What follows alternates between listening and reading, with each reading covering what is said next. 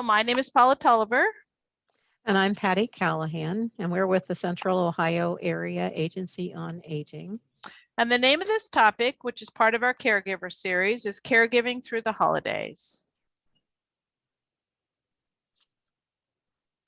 So when we're talking about caregiving in the holidays, we're talking about trying to enjoy the holidays, to be able to savor the holidays and not to be stressed throughout the holidays, and figuring out what is realistic to expect of ourselves if we're the caregiver and we have multiple responsibilities on our plate. What's realistic to expect of a loved one that you're caring for in terms of them best being able to enjoy the holidays. Perhaps it's not going to be the same for them as it's been in the past, and there'll need to be some adjustments. And what's realistic to expect in the way of family assistance with the holiday celebration, and just what you really do want to preserve through your holiday celebration. Just so important here to bear in mind that energy levels, time are going to be different. And so it's time to let go of the shoulds and not necessarily feel like that you have to do something the way it's been done in the past. It's okay to make some new plans and to maybe begin some new traditions in celebrating the holidays. So some things to ask before the holidays are, again, what traditions do you really want to preserve? What's most important? What brings meaning to your holiday celebration? And what's it going to take to actually make that happen? How much, again, time and energy will it take to do this perhaps the way that you prefer to do it? And then what would you really like to cross off your list?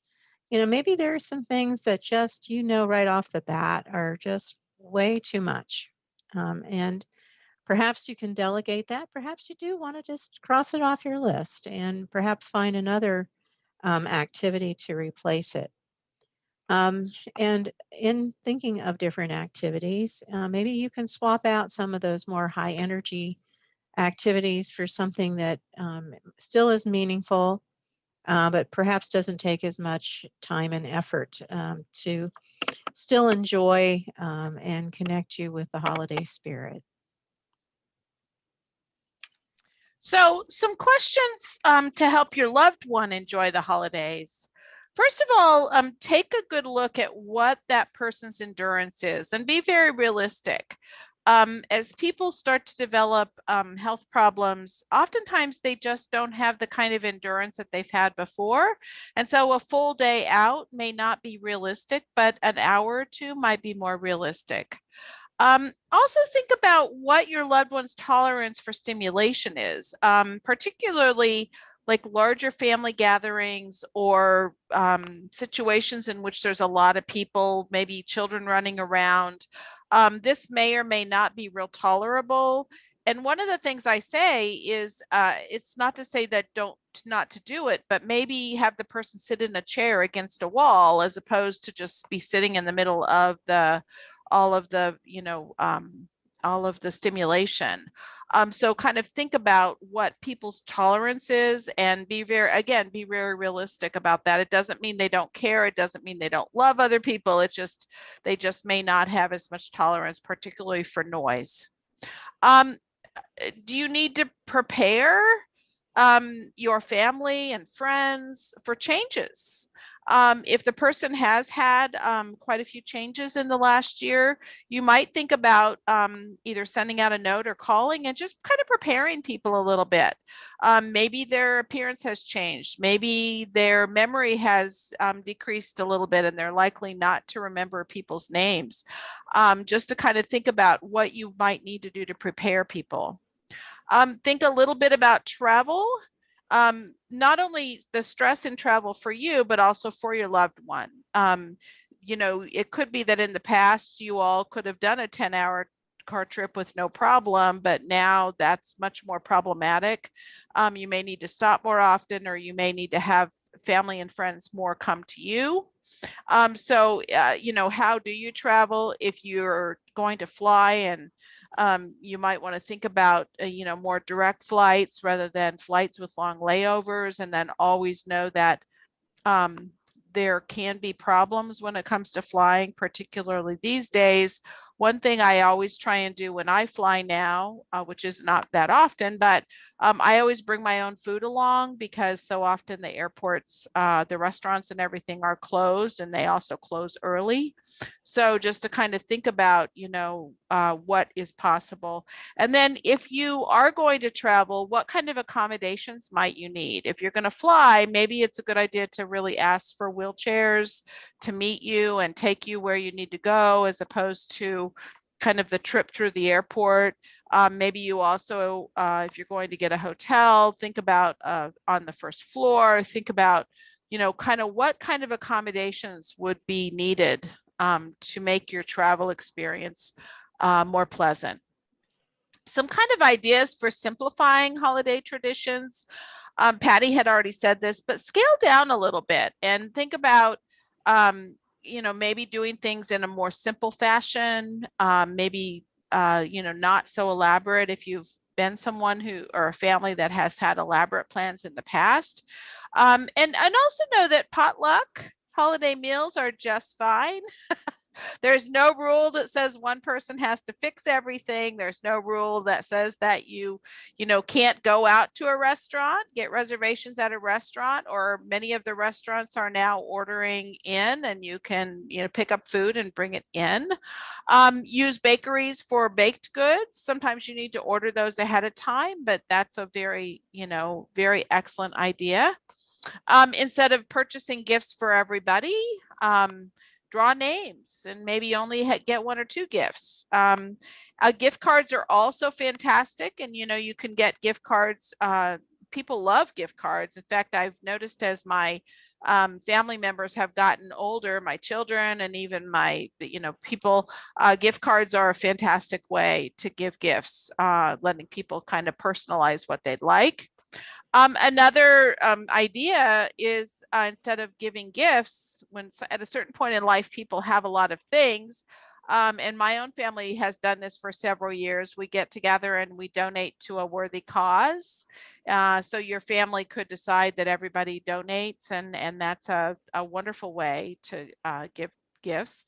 Another idea is to get DVDs or order, if you have any of the ordering services, holiday movies, or concerts or productions, something that you can kind of view together and celebrate the holidays together. This is a fantastic idea and very helpful for people who may not have a lot of stamina to sit and visit, but they can certainly watch a beloved holiday movie. And, in terms of decorating, if you're someone who has decorated very elaborately in the past, simplifying is certainly completely acceptable. So just really think about, in fact, maybe you simplify your own decorating, but you drive around and look at all the elaborate decorations everywhere else, and that's always a nice kind of evening outing for families. And as with many things, communication is key to helping everyone enjoy the holidays, get through them smoothly when life has changed. And it's so important as a caregiver for you to communicate how life has changed and let others that will be involved with your holiday celebration really understand your needs. So whether schedule has changed, again, as Paula mentioned earlier, perhaps changes in your loved one and what your family is going to see when they visit, whether there's medical equipment in the household, things like that.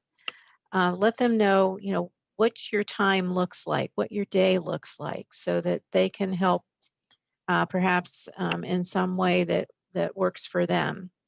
And when you are sharing this, just pay attention to your tone.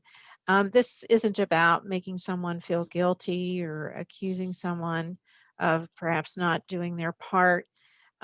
You're just letting them know what what the reality is, so that they can figure out how best to be of some help. This is just understanding a day in your life, and encourage them to, come up with some of their own ideas and suggestions for maybe making some different kinds of plans for the holiday. Maybe someone else in the family will hold it at their house, rather than you holding it at your house, if it's again possible for your loved one to enjoy leaving home for part of a day. You may get some very creative ideas, and certainly some offers of help. Again, people need to understand because they're not in your shoes day in and day out, and so it's very easy for them to not see, everything that you've taken on in the caregiving role. And just know, though, that there may be for some family members who are very entrenched in the family traditions, that change can be hard sometimes, and just know that that maybe have to be what it is, and don't let anyone make you feel guilty about reaching out for some help and sharing that perhaps things are going to have to change this year. And most important, to reach out for respite care. Respite care is just temporary relief from caregiving responsibilities, and that might be provided to your loved one in the home. It could be family, friends, neighbors. Again, planning early so that they can fit this into their schedule if you're going to need respite assistance is most important, because again, everybody's schedules are different. There are certainly paid respite workers, home health aides that can come in and again allow you to step out and run errands, do your Christmas shopping, or take a nap if you need to. There are adult day services. These are centers out in the community where your loved one could go for all or part of a day, and they have activities. Their noon meal is provided. Their medications can be administered while they're there, and then they come home later in the day, and that can give you a pretty good chunk of a day to get some things done that you need to get done, or just rest up. And there are programs out there that have local funding or government funding to help with the cost of respite care. So explore those. Now, obviously, respite care can be expensive. And these days, for an aide, you could easily be looking at $25, $28 an hour, sometimes with a 2 or a 4 hour minimum. So definitely explore through your area agency on aging or your local senior services or program, whether is some assistance with the cost of respite care. And to locate that, there is the Elder Care Locator. We've given you the link there. That will help you find anywhere actually in the United States services for older adults.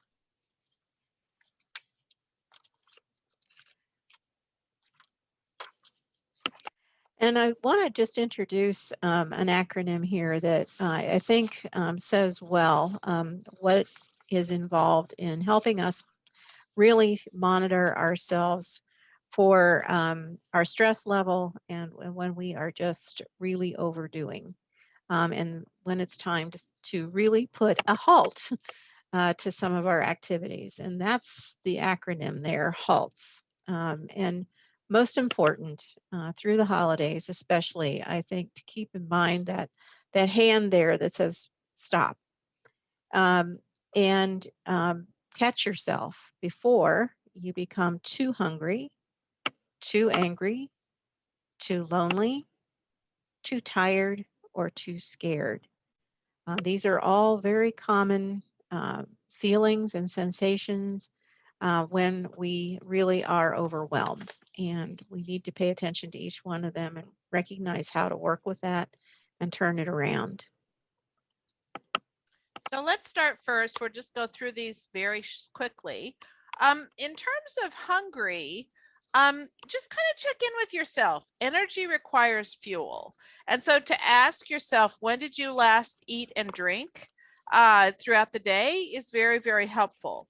And just a few tips. First of all, energy bars are really good in a pinch, but a quiet, unhurried, satisfying meal can be so very helpful. So, and you don't necessarily have to do all the cooking, kind of order takeout or use a delivery service. Think about this is also an idea for gifts. So, you could ask your family and friends for a gift service, for a meal service. If they want to get a restaurant gift card or one of the delivery services to deliver food, that can sometimes be very helpful. Sometimes putting it out to family and friends to bring a meal could be very helpful. Again, what a nice gift is to think about that gift of food. Managing your anger. Anger, we get upset when I'm angry, I feel upset, I feel unsettled, but I also need to always remember that anger is one of those kind of what we call a frontline defense. So it can happen. Um, and it comes and goes from time to time. And so it shouldn't be that surprising that we all get angry from time to time.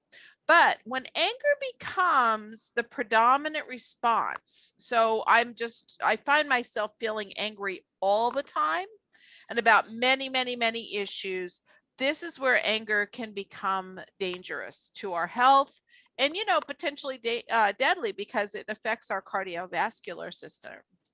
Anger typically does cover something else. Usually it's a cover for fear, frustration, or hurt. Pay attention to those times you're angry and kind of think about it. Why am I angry? Sometimes kind of identifying what's really going on with us can be the first step to dealing with anger. Sometimes it's helpful to journal. And it's really an important issue to kind of think about what is a healthy outlet for many people. One of the healthiest outlets for anger is actually exercise or movement. Can you move your body somehow? And so sometimes just going on a really good walk, sometimes it's talking, again, sometimes it's journaling. It's going to be a little different for each of us. And then combating loneliness. Caregivers are absolutely at a higher risk for isolation and loneliness. Oftentimes, you're not out and about as much as you were because you're caring for another individual. And so it can be a very isolating experience. You might feel like nobody else has been in this situation. And because oftentimes family and friends may not exactly know what you're going through, particularly if you're caring for someone with memory impairment. They can look from the outside and and they think that they understand it, but they really don't. And so I really am a big advocate of encouraging visits from people, even if they're brief. We also do need to keep in mind that for lots of people, keeping with routines are helpful too. So, you may not want someone to come and stay for several days or even for a whole afternoon, but for a little while would be helpful.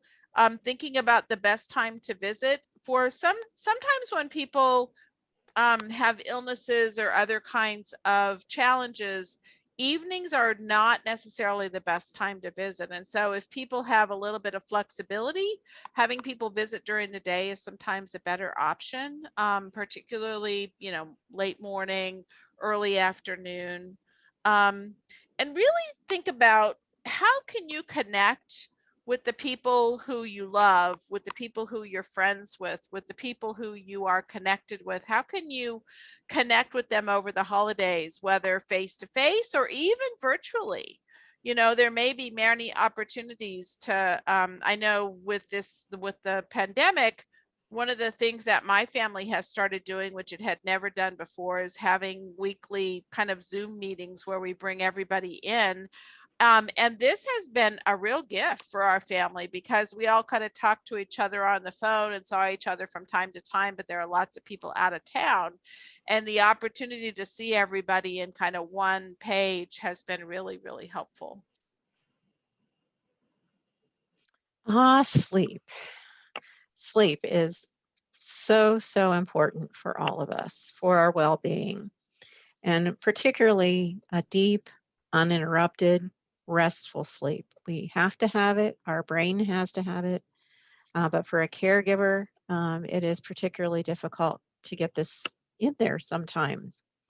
And it may sound odd, but sometimes for a caregiver, it's necessary to put some sleep time on your schedule, put it on the calendar, so that you really do make time to sleep and try to get an uninterrupted sleep. And perhaps this is while then there is a respite worker in the home or other family that can take over and give you that opportunity. Um, Again, I don't think it can be overstated that during the holidays, it is really important, if you are going to need respite care, to try to make those plans as early as possible. And so that agencies, if you're bringing in a home care agency, can get this time staffed, or so that family can work it into their plans.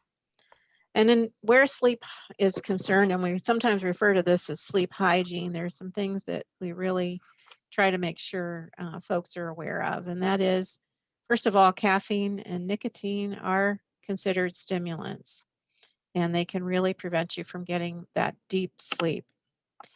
And alcohol has kind of a um, two-way effect. It initially can act like a sedative, but then it can cause you to awaken early later, um, and not be able to get back to sleep. So bear this in mind as part of your uh, uh, schedule ahead of sleeping at night. Just remember that close to bedtime, these things are probably not going to be a good idea. And that last emotion that we talked about with halts, scared, we're talking about dealing with fear here. And that is one of those emotions that, sometimes the anger covers up. And it truly can drive the bus for us if we let it take over. Because obviously fear means that we need to react in some way. And sometimes that's not a realistic idea that's causing the fear. So frequently, where the fear is coming from is just uncertainty. And as human beings, we really don't particularly like uncertainty. And that can become a pretty integral part of life for a caregiver when things change day to day, just sometimes with the health of the person they're caring for or their own health.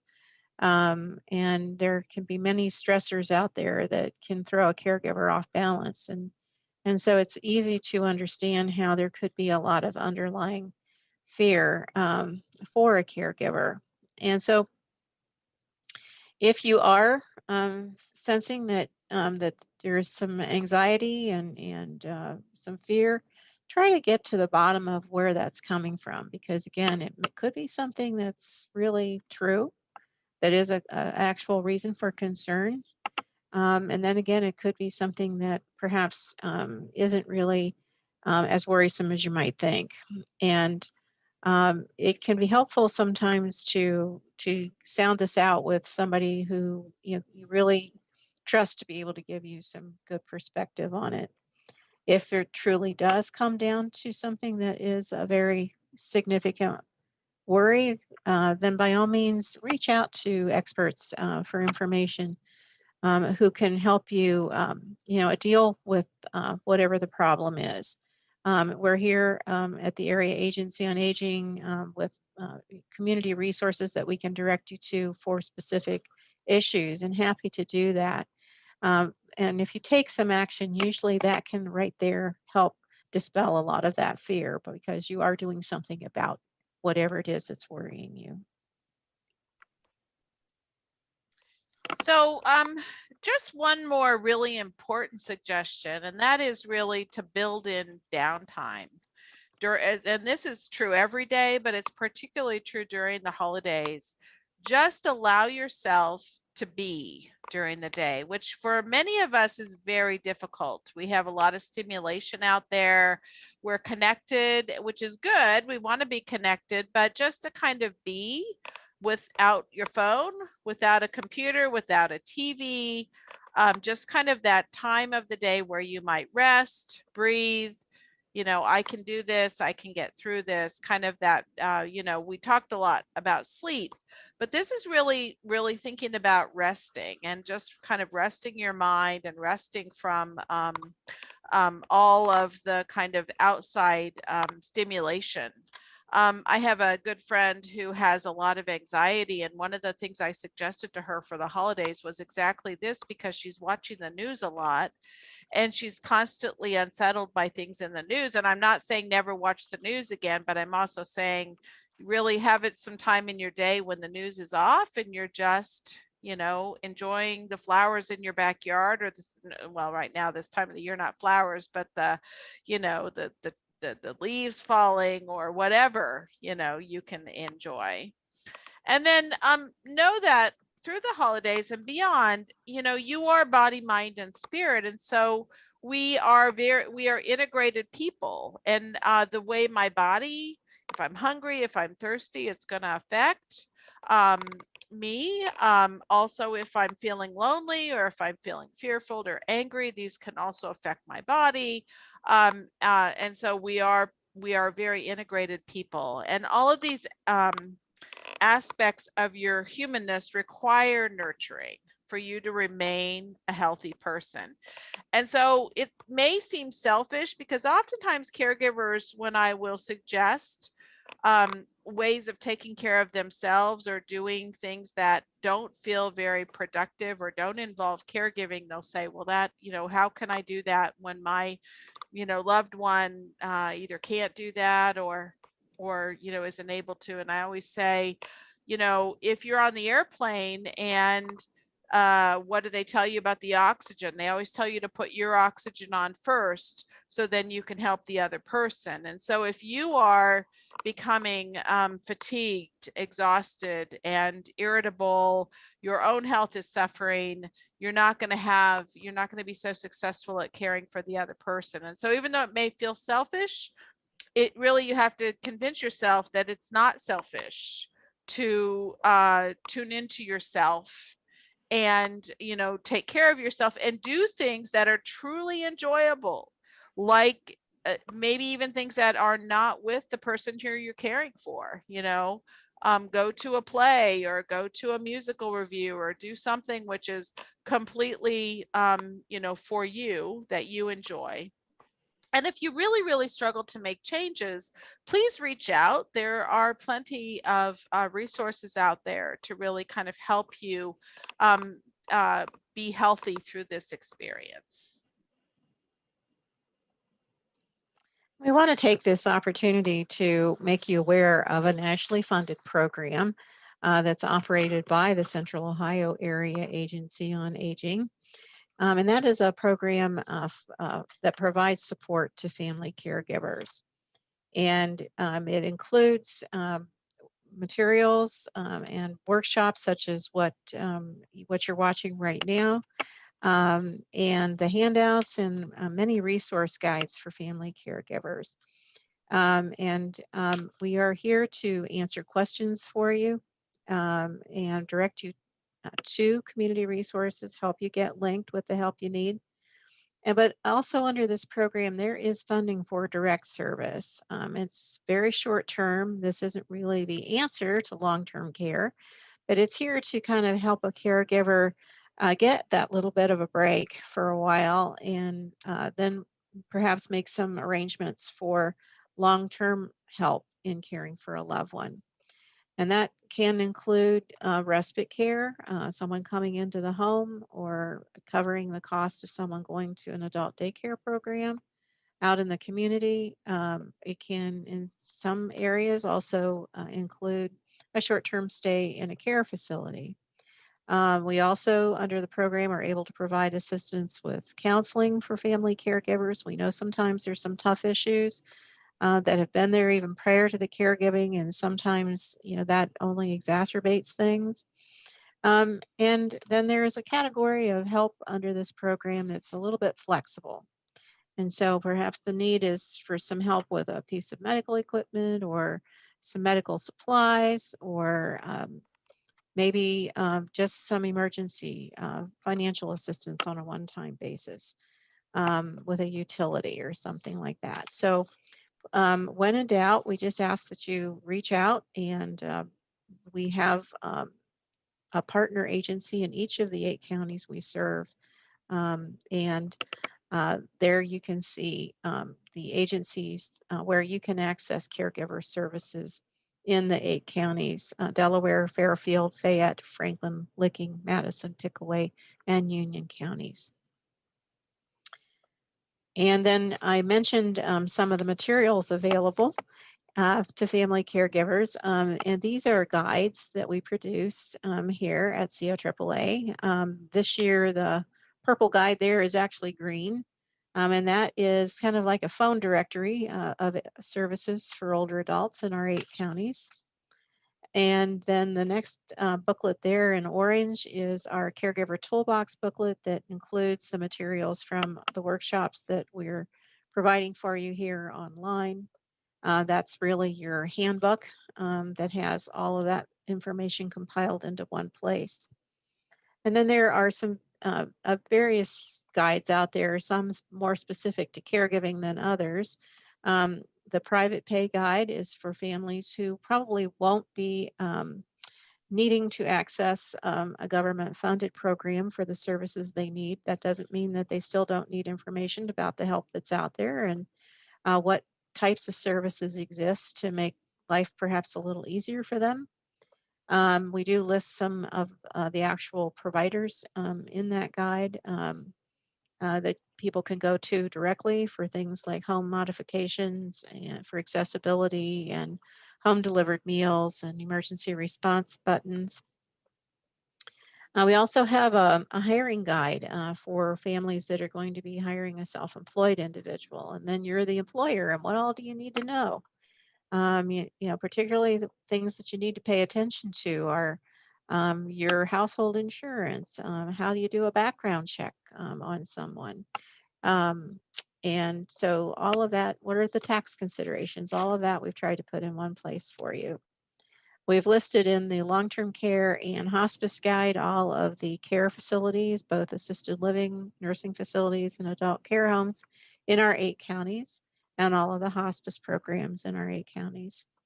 And then some of the other guides that you see there are specific to some of the programs that can help with the budget for an older adult, perhaps some help with prescriptions or utility assistance. All of the programs out there that are out there are listed in those guides, as well as where you would access those programs in our 8 counties.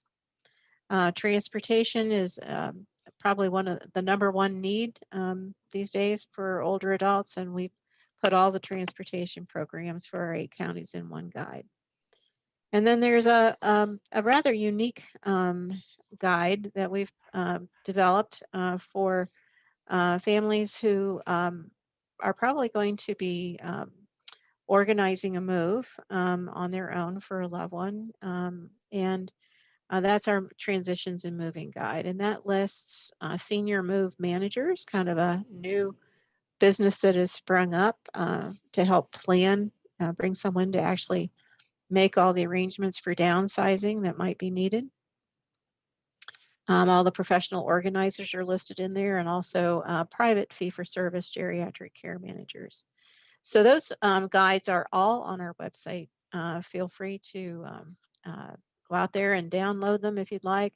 And if you would like a paper copy, give us a call and we'll stick that in the mail for you. And we thank you for your time today.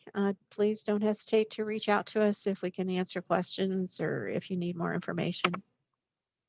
Thank Happy you very holidays. much. Happy holidays.